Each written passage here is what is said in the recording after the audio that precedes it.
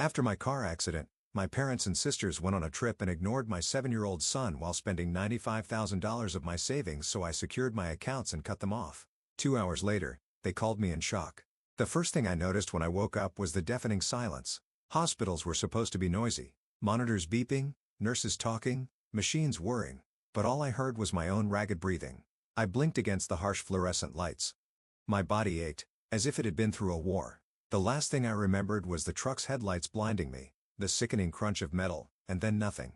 Panic shot through me like an electric shock. "Leo." My voice came out hoarse, barely a whisper. "Where's my son?" A nurse looked up from her station, her expression soft but hesitant. "Your family took him home." Relief flooded me. Thank God. My 7-year-old baby was safe. But something about the way she said it didn't sit right. I reached for my phone, my fingers trembling. It was dead.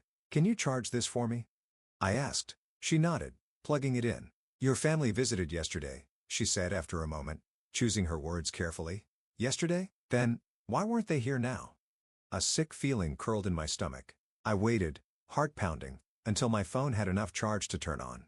The second it lit up, dozens of messages flooded in, but not from my parents or sisters. Friends, colleagues, people checking in on me. But my own family? Nothing. And then I saw it. My bank notifications, $95,000, gone. The room spun. No, this wasn't happening. I had been saving that money for years. For Leo. For emergencies. For security. My breath came in short, sharp bursts. I scrolled frantically, hoping I was imagining it, but the transactions were there, one after the other. Withdrawals, flights booked, luxury hotels, they stole from me. Just then, my phone dinged. A message from my cousin. "I can't believe your parents and sisters left for their trip today, after everything you just went through. I'm so sorry." Trip? My fingers shook as I opened social media. And there it was, a photo of my sisters beaming in first class. My mother holding up a champagne glass, shopping bags from luxury brands. The caption? "Nothing like a well-deserved getaway.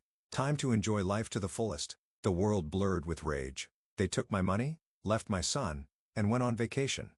I barely managed to dial the number before I hit call. 1 ring. 2 rings. Then my mother answered. Her voice was annoyed. "What?" I gripped the phone so tightly my knuckles turned white. "Where is my son?" A pause. Then she scoffed. She actually scoffed. "Oh, calm down. He's fine. He's home." "Alone?" I nearly dropped the phone. "You left him home alone?" I choked. Another scoff. "He's 7. He can handle himself." The rage that filled me in that moment was something I had never felt before. They had abandoned my child with my money, and they were about to learn exactly what that meant. I hung up, without another word. Then I called my neighbor, Mrs. Hayes. She answered on the first ring. "Sweetheart, are you okay?" I swallowed the lump in my throat.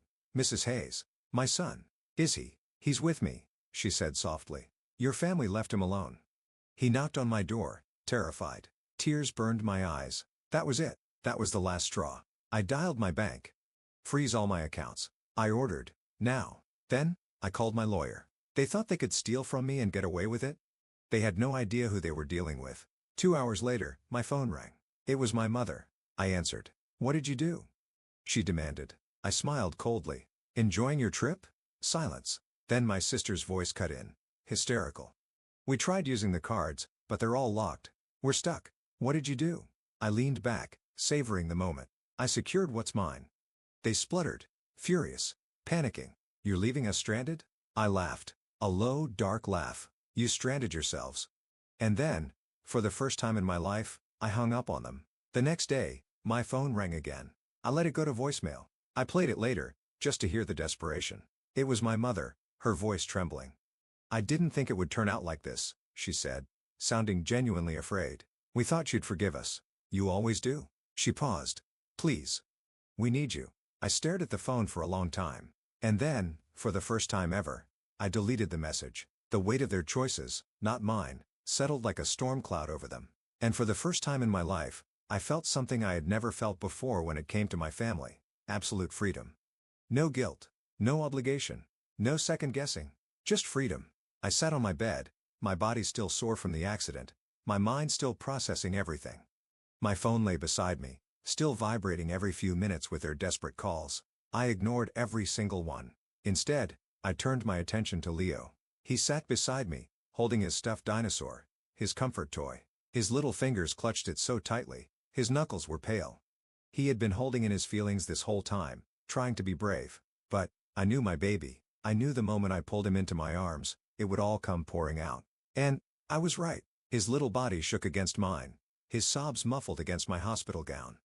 "They left me, Mommy," he whispered through hiccups. I woke up, and they weren't there. The house was so quiet. My heart clenched, a fresh wave of rage and heartbreak hitting me. I swallowed hard, stroking his hair. "I know, baby," I whispered back. "And I am so sorry." He pulled back, tears still shimmering in his big brown eyes. Did I do something wrong? That question nearly shattered me. I cupped his little face, forcing him to look into my eyes. "No, baby. Never. You did nothing wrong." "They did." His lip trembled. "Then why did they leave?" How could I explain to a 7-year-old that the people who were supposed to love us had never really cared at all? That to them, he and I had been nothing more than resources to be used and discarded? I couldn't. So, I told him what I could. "Because they don't know how to love, right?" I said softly. "But that's not our fault." He sniffled. "Are they coming back?" I took a deep breath, making a promise right then and there. "No, baby, they're not." His body sagged with relief. That was when I knew I had made the right choice. The next few days were a blur of damage control. I had to re-secure all my finances, change passwords, call my bank and credit card companies, make sure they couldn't touch a single cent ever again. I wasn't playing defense anymore. I was playing offense. My lawyer called me back after reviewing my case. "You have every legal right to take action against them," she said. "With your medical condition at the time of the withdrawals, we can push for fraud charges." Fraud. The word felt so right. For years, they had defrauded me in every way possible, emotionally, financially, mentally. This time, they were going to face real consequences. The first real hit came when I reversed the fraud charges. Every single dollar they had spent, the banks took it back. The hotels demanded payment. The airlines flagged them. I imagined their faces, their pure shock as their luxury dream trip turned into a nightmare. The texts started flooding in. From my mother, "How could you do this to us? We're stranded." From my sister, "They took our luggage. We have nothing." From my father, "You better fix this now." I laughed. Fix this? For them? After what they did to me, the real fun began when word started getting out. Because for years, my family had built a reputation as perfect, loving, generous people. They went to church every Sunday. They boasted about being charitable. But the moment the truth came out, the cracks started showing. Mrs. Hayes, my sweet elderly neighbor who had saved Leo that night, was the first to spread the truth. She told everyone what had happened. How they had stolen from their own daughter. How they had abandoned their own grandson. And suddenly, people weren't so willing to help them anymore. 2 weeks later, my doorbell rang. I looked through the peephole, and there they were. My mother, my father, my 2 sisters. They looked haggard. My father's usual proud, confident stance was gone. My mother's makeup was smudged. My sisters, who usually carried themselves with such arrogance, looked defeated. I let them wait. Then finally I opened the door. My mother tried to push past me. "We need to talk." I didn't budge. She wasn't welcome here anymore. "There's nothing to talk about," I said. Voice calm, controlled. She scoffed, waving a desperate hand. "We had a hard time, okay? We weren't thinking straight. You stole from me." My voice was sharp, unforgiving. "You abandoned my son." My father bristled. "You're still our daughter." I smiled, but there was nothing kind about it. "No. I was just your bank." I didn't let them apologize because it wasn't real. They weren't sorry for what they did. They were sorry they got caught. I pulled out a single envelope and handed it to them. "What's this?" my mother asked warily. "A legal notice," I said simply. I had filed a permanent restraining order. They would never use, manipulate, or steal from me again. My mother's face crumpled. My father's jaw tightened. My sisters, who had always seen me as nothing but a source of money, looked horrified. "No," my mother whispered. You can't do this." I met her gaze. "I just did." Then, I shut the door in their faces. The silence in my house was deafening. But, for the first time in my life, it wasn't the kind of silence that suffocated me. It wasn't the silence of waiting for my mother's next demand, my father's next cold glare, or my sister's endless entitlement. It was peaceful. I sat at my kitchen table, staring at the restraining order in my hands, the final nail in the coffin of everything they had taken from me. The ink had dried, and with it, so had my last ounce of care for them. I took a deep breath, looking out the window at the small yard where Leo played with Mrs. Hayes' dog. His laughter rang out, free, unburdened. That was what mattered now. I glanced at my phone. They hadn't tried to call since I served them. That should have felt like a victory. But deep down, there was still that nagging voice, the one that had been conditioned in me for years. Did I go too far? Was cutting them off really the right thing? Maybe they didn't mean it. But then I thought about Leo, about how he had knocked on Mrs. Hayes' door in the middle of the night, shaking, crying, abandoned. And just like that, the doubt evaporated. They had meant every single cruel thing they did. And I had meant every single action I took to stop them. For the first time in years, my phone stayed silent. No calls, no texts, no emotional blackmail. They had finally realized they had lost control over me. But just because they weren't in my life anymore didn't mean their ghosts weren't still haunting me. I saw them in every hesitation. Every time I went grocery shopping, I caught myself picking up extra items, things my sisters used to demand I buy for them. I had to remind myself that I wasn't responsible for them anymore. Every time Leo hesitated before asking for something, a toy, a snack, even just my time, I saw the damage they had done. The way he had learned to tiptoe around adults, afraid of being a burden. It took weeks of reassuring him, of holding him when he needed comfort, instead of leaving him to cry alone like they had. Of telling him every single day, "You are not a burden. You are my son, and I love you." Eventually he started to believe me. Eventually, I started to believe myself. It was strange, building a life that didn't revolve around them. For years, my life had been reactive. I had lived in constant defense mode, scrambling to fix their messes, to fulfill their needs, to pour from an empty cup. Now, I was finally living for myself. I picked up hobbies I had long forgotten. I started reading again, real books, not just bank statements and financial reports to make sure I wasn't being robbed blind. I started cooking for joy, not just out of necessity. And the best part? Leo flourished. His laughter was louder. His steps were lighter. He no longer asked me, in that small hesitant voice, if I was going to leave him like they did. He knew I never would. Just when I thought they had finally accepted defeat, it happened. A knock at my door. I froze. I wasn't expecting anyone. Mrs. Hayes never knocked. She always just called before coming over. And Leo was already inside with me. Slowly, I approached the door, peering through the peephole, and there she was. My mother, looking smaller than I had ever seen her, looking desperate. I didn't open the door. Instead, I waited. She knocked again, softer this time. Then, after a long pause, she spoke through the door. "I know you're in there." I said nothing. I just want to talk." I should have ignored her. I should have walked away. But against my better judgment, I said, "Talk then." I didn't open the door. I wasn't going to make that mistake. My mother sighed, as if she was the one carrying the weight of the world. "I don't know what you want me to say," she said finally. "You destroyed us, you know. We lost everything because of you." I almost laughed at the sheer audacity. "Because of me?" she continued, her voice growing sharper. "You left us stranded in another country. You took everything from us." I took a slow, deep breath, and then I said, calmly, evenly, "No. You took everything from me, and now, you're just facing the consequences of your own actions." Silence. Then, finally, she dropped the act. "You were supposed to forgive us," she snapped.